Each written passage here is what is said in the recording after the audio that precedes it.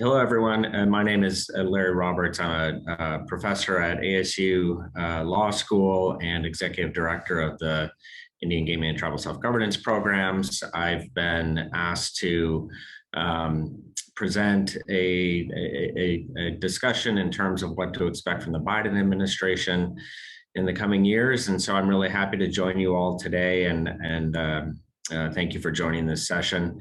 A little bit about myself. I'm a citizen of the Oneida Nation of Wisconsin and served in a number of roles during the Obama administration, including leading Indian affairs for the last year of the Obama administration. So we're going to walk through some of the things to expect during the Biden administration, and then we have time during this presentation. My understanding is for any sort of questions after the fact. So here we go. So I want to start off with a discussion of President Biden's campaign platform for tribes and for Indian country. And he very early on noted his to reinstate the White House Council on Native American Affairs, which was established via executive order, and to hold an annual White House Tribal Nations Conference.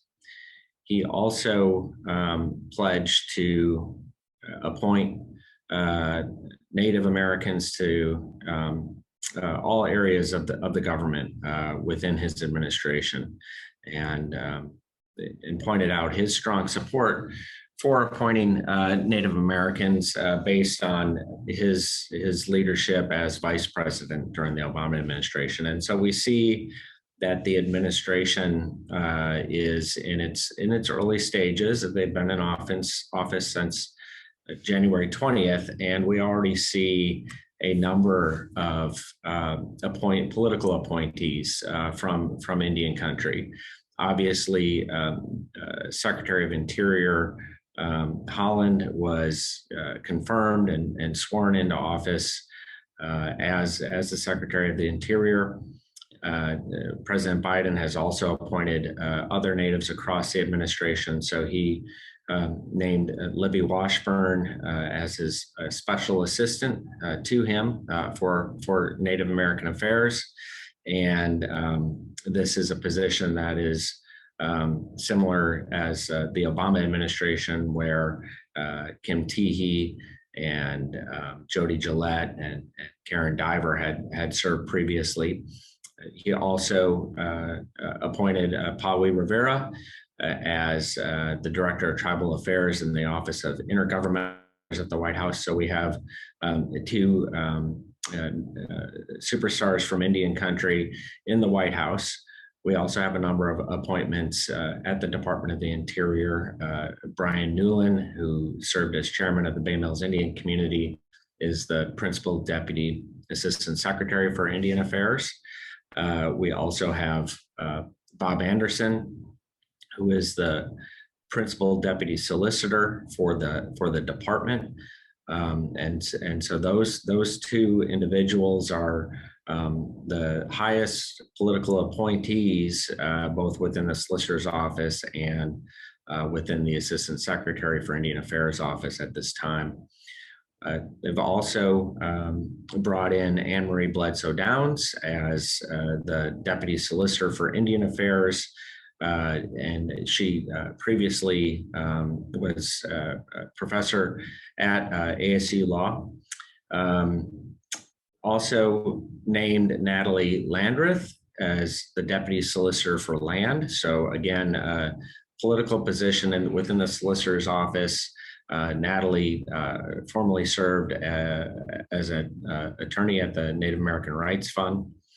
We have Daniel Cordalis, who Deputy Solicitor for Water. And so we have a number of leadership positions within the Solicitor's Office filled by tribal citizens. Over at the Department of Agriculture, we have Heather Dawn Thompson, who is named Director of Tribal Relations for USDA. And we have Janie Hipp, who was recently announced as the appointee for the Department of Agriculture's general counsel, to serve as general counsel for the department. And then we also have recently Joanne Chase, who is been appointed as the EPA Indian Environmental Office, the head of that office. So very exciting.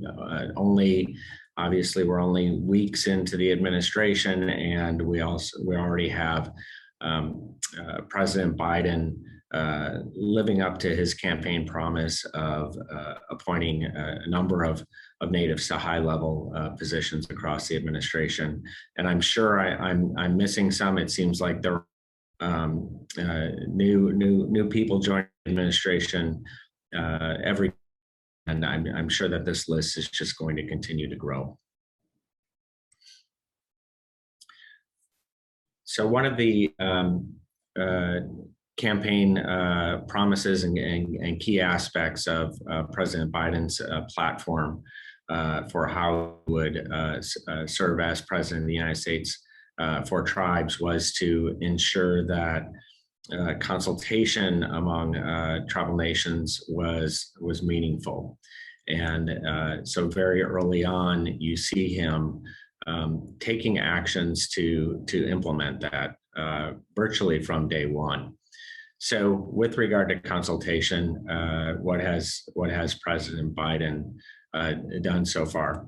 Well, he issued on January 26th a memorandum to all of his executive departments and agencies, directing them to update and consult with tribes in terms of how to improve tribal consultation and the nation-to-nation relationship. And so you see a number of actions being taken by his administration immediately. The Department of Interior is out on consultation. You see the Department of the Interior noting that President Biden's directive and memorandum requires each agency to submit a plan on how to better implement tribal consultation by April 26th, 2021.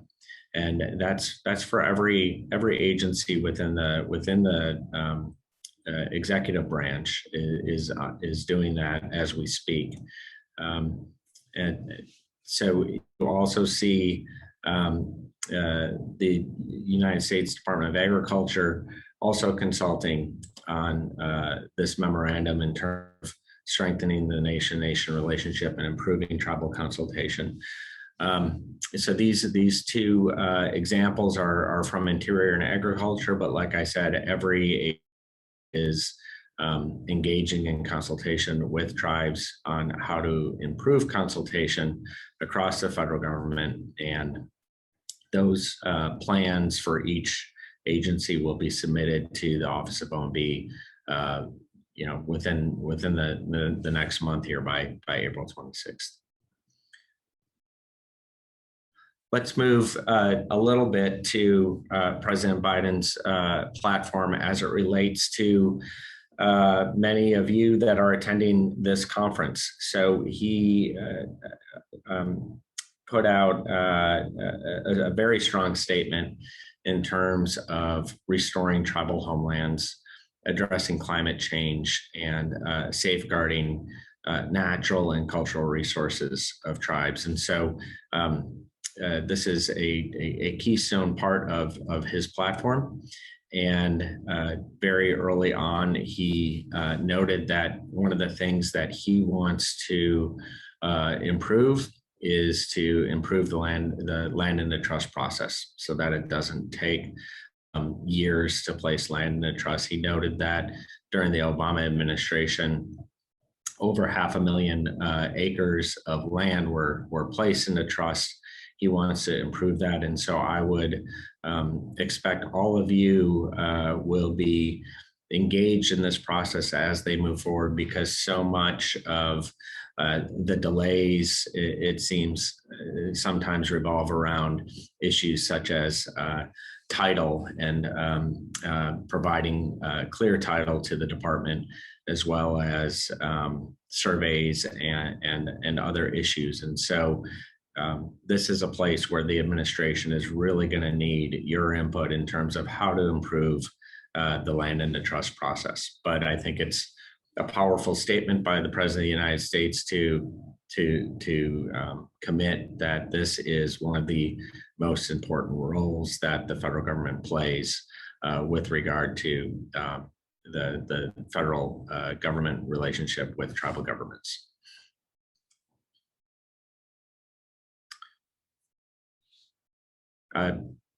President Biden, through the campaign, also recognized that the department plays extraordinarily, or that the administration plays an extraordinarily important role in protecting reservation boundaries, and noted the importance of the McGirt decision that affirmed the Muskogee Creek's reservation boundaries. And this is something that the administration can play an extraordinarily important role in, both at the Department of Interior and the Department of Justice, as any litigation is being brought to challenge those reservation boundaries. And so President Biden, during the campaign, committed to standing with tribes with regard to securing their reservation boundaries from any sort of challenge.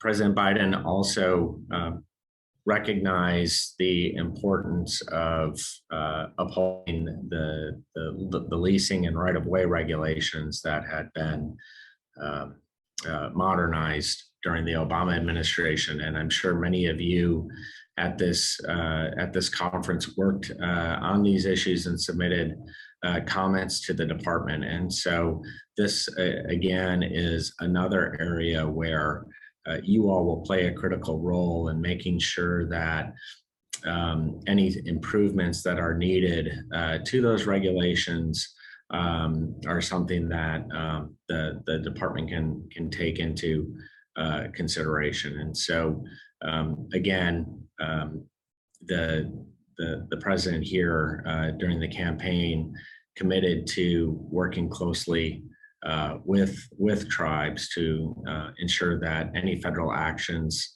that could impact tribal rights or interests, that the department is engaging in meaningful consultation to make sure that those tribal rights and interests are meaningfully heard.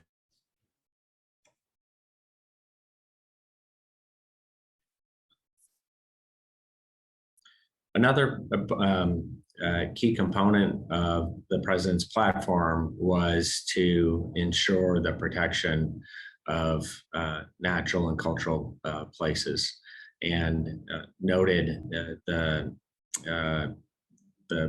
Obama administration's protection of Bears Ears, of the Arctic National Wildlife Refuge, and committed to building upon those historic conservation efforts. And so the president has already directed the administration to look at and provide a report to the White House in terms of the actions that the Trump administration took with regard to Bears Ears and Grand Staircase Escalante.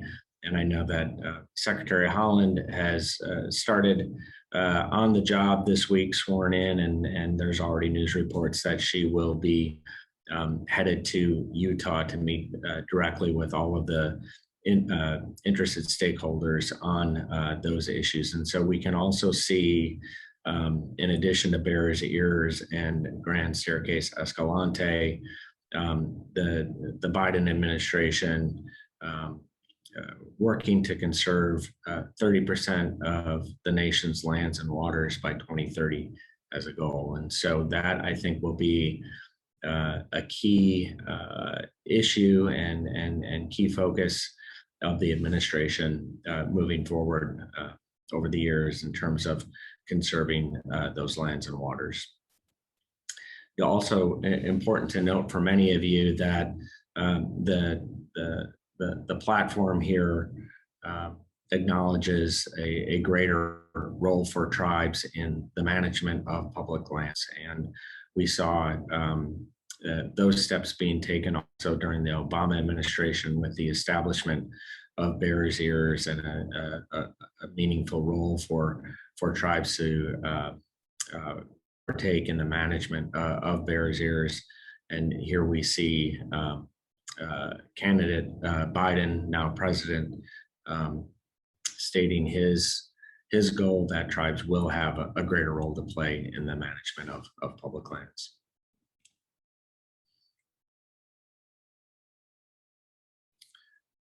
We also have, as part of the platform, investing in infrastructure and clean energy. And the commitment here was focused across the board, including the repair of roads, highways, and bridges in Indian country. And I know as the president focuses on investing in infrastructure and clean energy, that many of you are going to be involved in some way, shape, or form in making that become a reality. And so this is something that, this commitment is something that I think you all should keep as things move forward within the administration and within the Congress in terms of improvements to infrastructure and clean energy.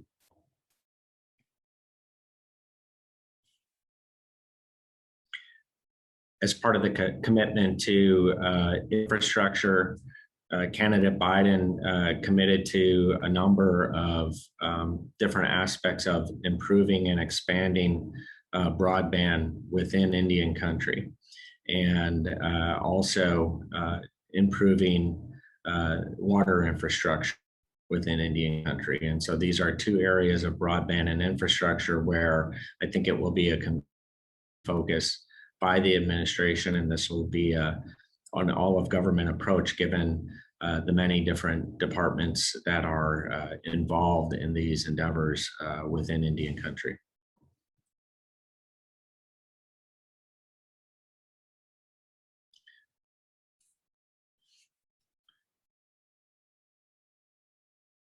So we see already within the early days of the administration that President Biden has started to deliver on this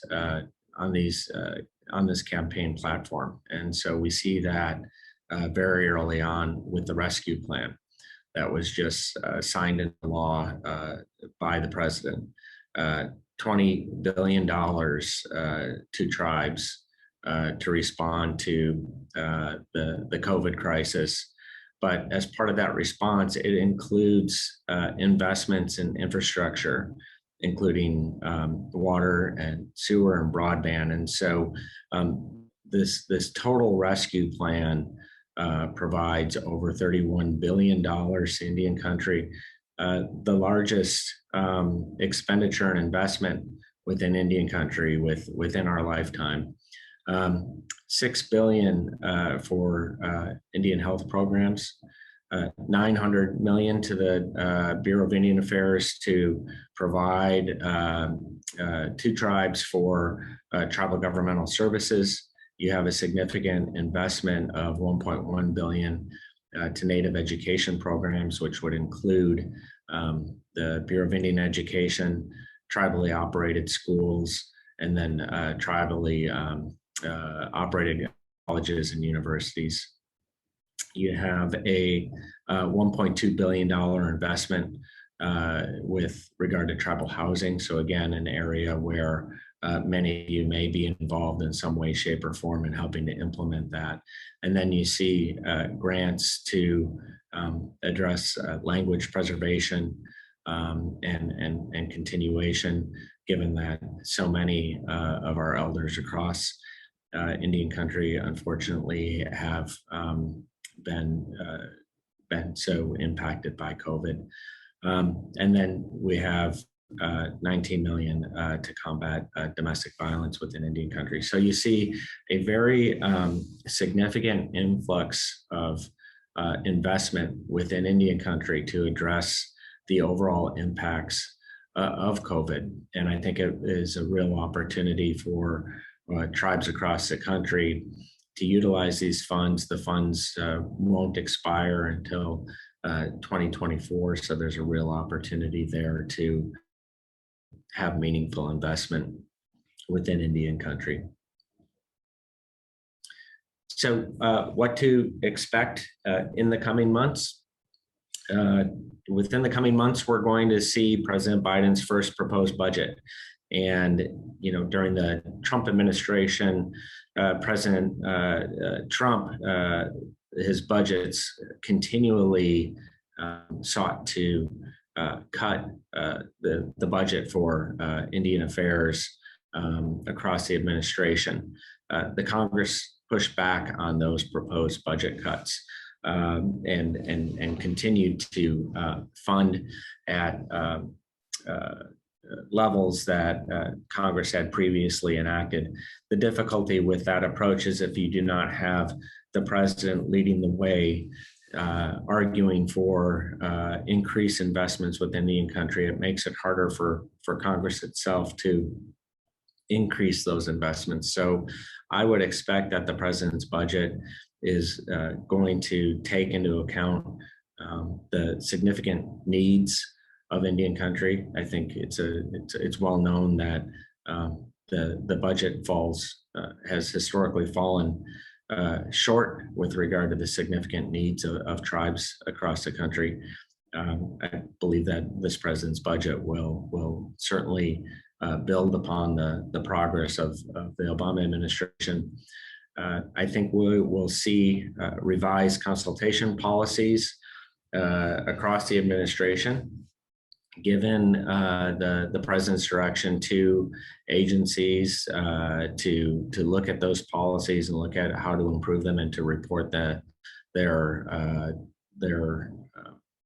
findings to OMB this spring. I think we can expect that robust and meaningful consultation will be an important part of this administration's approach.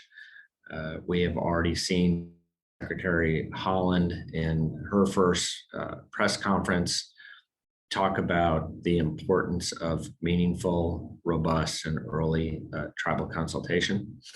And then I think we're going to see a number of different regulatory updates. And I think we're going to see updates to the land into trust process, which will, every sort of regulatory update takes time. I'm guessing that any regulatory updates, either by the Department of the Interior, the Department of Agriculture, the Environmental Protection Agency, that those regulatory updates will take at least a year, if not longer. But your input is going to be critical to that process to make sure that the department can ensure that things are running smoothly and running great in terms of processing land and trust applications. So I think it's an extraordinarily exciting time. I know that tribal nations have been engaged in these early consultations that have been being held across the administration. And I expect that through President Biden's leadership, that engagement will continue. And I expect that a number of secretaries across the administration, including Secretary Holland, will be engaging more frequently and more robustly with tribes on areas of importance to them, certainly more than what had happened during the Trump administration. During the Trump administration, as you may all know, there were no tribal nations conferences. And those tribal nations conferences were critical for Indian country because of two things. One is that it provided an opportunity for tribes to directly engage with the president and with his cabinet. It was also critically important because it drove action by the administration. So every year at the Tribal Nations Conference, each of the departments would report out the priorities and progress that they had made with regard to policies impacting tribal nations. And so the conference played an action forming in that each of the departments was focused on tribal issues throughout the year, knowing that the conference would be occurring at the end of the year, and the president expected a report out in terms of the progress that had been made on the priorities for tribes. So I expect that will be something that will trigger sustained input and meaningful interaction, the nation to nation relationship that was lacking during the Trump administration. So it's a quick overview. I know we only had limited time in terms of what to expect from the Biden administration. I would encourage all of you, if you're interested, to look up the Biden campaign platform for tribal nations. This was obviously just a quick overview of some of the areas that I thought would be of interest to you, but it's a robust policy paper that lays out a number of commitments across the administration with regard to tribes, healthcare, law enforcement, jurisdiction issues. It really is an in-depth paper that I'm sure the Biden administration is now working to implement and deliver to Indian country. So thank you for your attention today, for joining us, and I hope you have a great rest of your conference.